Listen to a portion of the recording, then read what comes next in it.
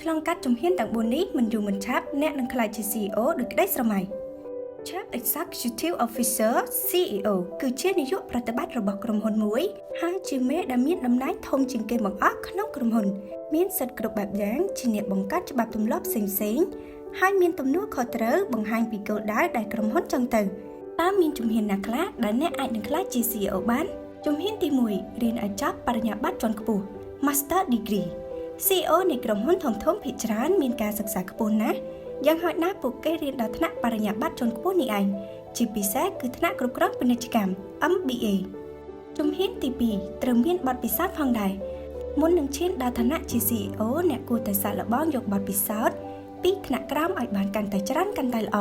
សាកគិតមើលថា CEO ល្បីៗជាច្រើនពួកគេមិនមែនចាញ់ធ្វើការភ្លាមៗហើយបានឋានៈជា CEO ភ្លាមនោះទេ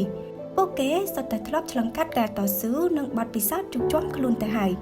ជំហានទី3យល់ដឹងច្បាស់ពីភាពជាអ្នកដឹកនាំភាពជាអ្នកដឹកនាំនេះគឺពិតជាសំខាន់ណាស់សម្រាប់អ្នកដែលមានឋានៈការងារខ្ពស់ទោះបីពួកគេមានចំណេះដឹងអស្ចារ្យយ៉ាងណាតែបើគេមិនយល់ពីការលើកទឹកចិត្តបុគ្គលិកឲ្យធ្វើការព្រមទាំងជំរុញពួកគេឲ្យធ្វើការបានល្អទេនោះអ្នកមិនអាចក្លាយជា CEO ដ៏គំរូមួយបានឡើយជំហានទី4ហ៊ានចង់ឈ្នះគេ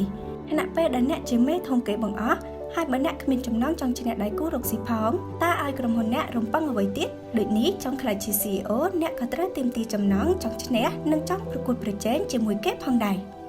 សូមចុច Like Share និង Subscribe Page Channel របស់យើងខ្ញុំដើម្បីទទួលបានខ្លឹមសារអប់រំបន្ថែមទៀត